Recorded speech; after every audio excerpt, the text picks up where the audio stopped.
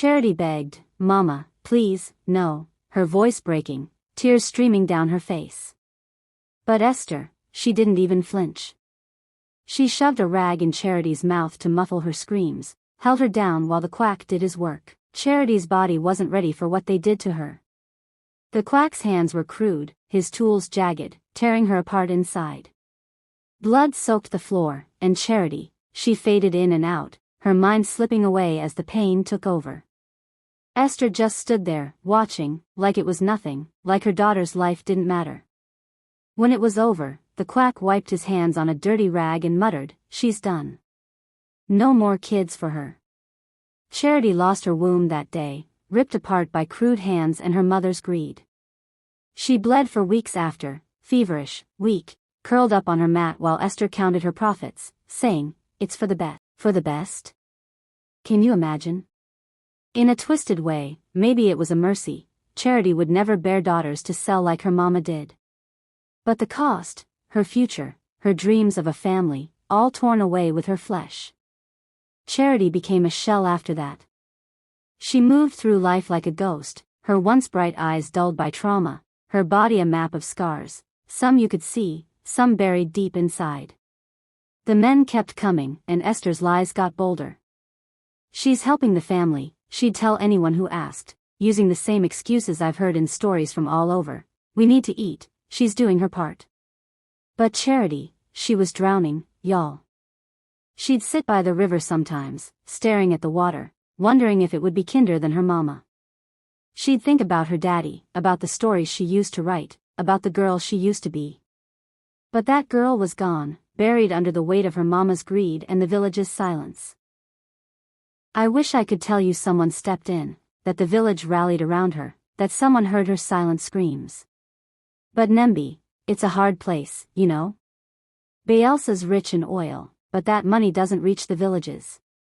People are just trying to survive, and survival can make you blind. Mama Abi tried, bless her heart, she'd bring Charity little things, a piece of fish, a mango, trying to get her to talk. But Charity was too far gone, too scared. And Esther, she made sure nobody got too close. "Mind your business," she'd say, and that was that. The village kept quiet, and Charity kept drowning, her spirit sinking deeper into the river of her despair. But then a little light came into Charity's darkness. His name was Kunnel. He was a mechanic from Yenagoa, down in Nembe to fix a boat for one of the fishermen. He saw Charity at the market one day, standing there with her head down, buying fish for Esther, looking like she carried the whole world on her shoulders. Now, most men in Nembe, they'd look at Charity and see what Esther made her, a girl to leer at, to use. But Kunnel, he saw something else. He saw a girl who needed a friend. He walked up to her, handed her a mango, and said, "You look like you need this." And his smile, it was so soft, so real, that Charity couldn't help but smile back, just a little. "Charity," she whispered when he asked her name, her voice rusty from disuse, like she'd forgotten how to speak. Kunnel was different, y'all. He didn't know her secret, not at first. He'd come by the market every day while he was in Nembe, always finding a reason to talk to her. He'd bring her little things, a mango, a pencil, once even a small notebook, saying, "You look like a writer." He had no idea how right he was, how much that notebook meant to the girl she used to be. They'd sit by the river sometimes, just talking, him telling her about Yenagoa, about the cars he fixed, about his dream to open his own shop one day. And Charity. She started to open up, little by little. She told him about her old dreams, teaching, writing, a life beyond the pain. He saw the scars on her arms, the bruises that never quite faded, and he didn't flinch. "You're enough," he told her once, holding her hand, and for the first time in years, Charity felt human. She fell in love, hard and fast, clinging to him like he was the only thing keeping her afloat. And maybe he was. Kunnel became her sanctuary, her safe place in a world that had only ever hurt her. He'd tell her, "I'll take you away from here, Charity. We'll start over, you and me." And she believed him, y'all. She had to. Because if she didn't have that hope, what did she have left? They'd sit by the river for hours, dreaming out loud, making plans.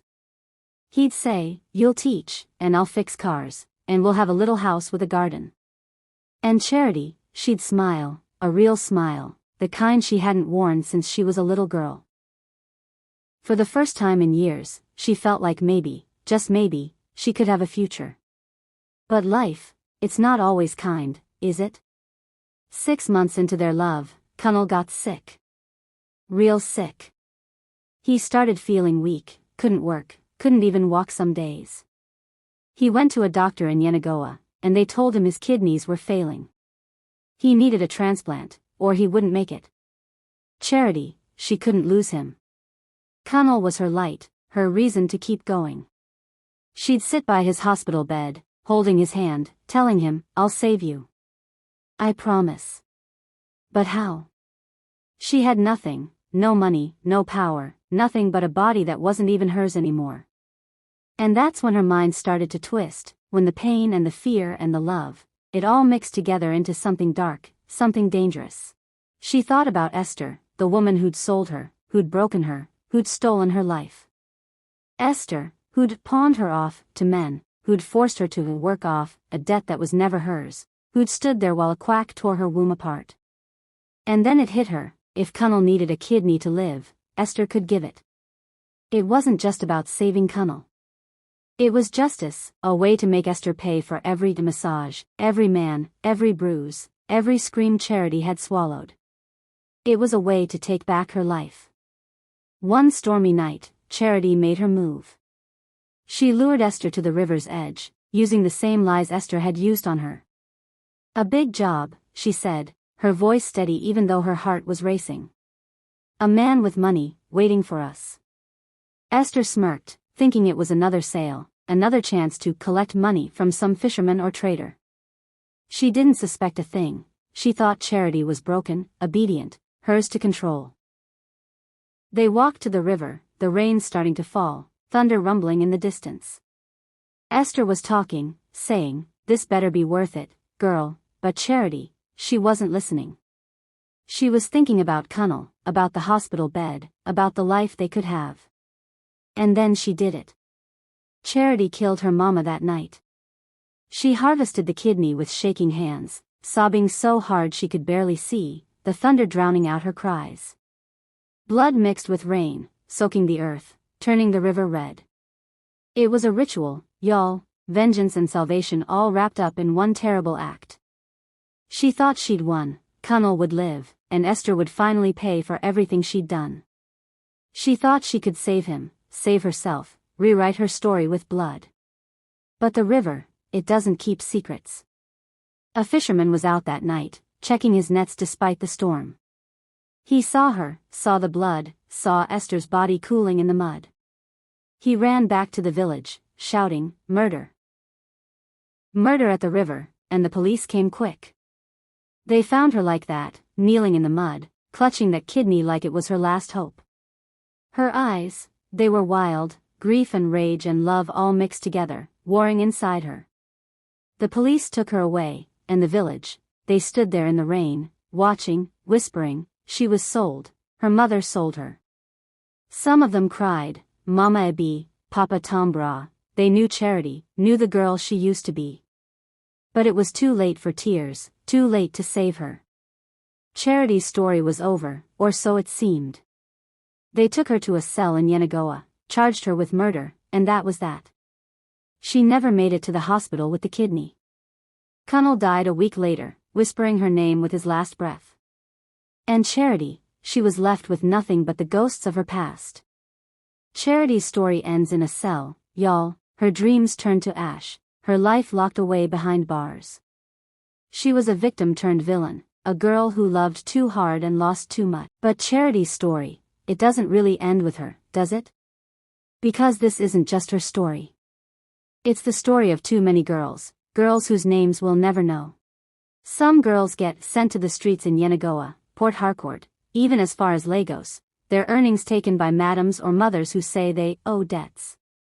Others get lured with promises of work, babysitting, in Dubai, working in a beer parlor, in Calabar, only to be forced into brothels, kept under beds to hide from the law. I've heard it all, y'all, and it breaks my heart every time. Charity's story, it's a mirror, reflecting pain, resilience, the cost of survival. What would you do if the ones you trusted sold you out? How far would you go to save the one you love?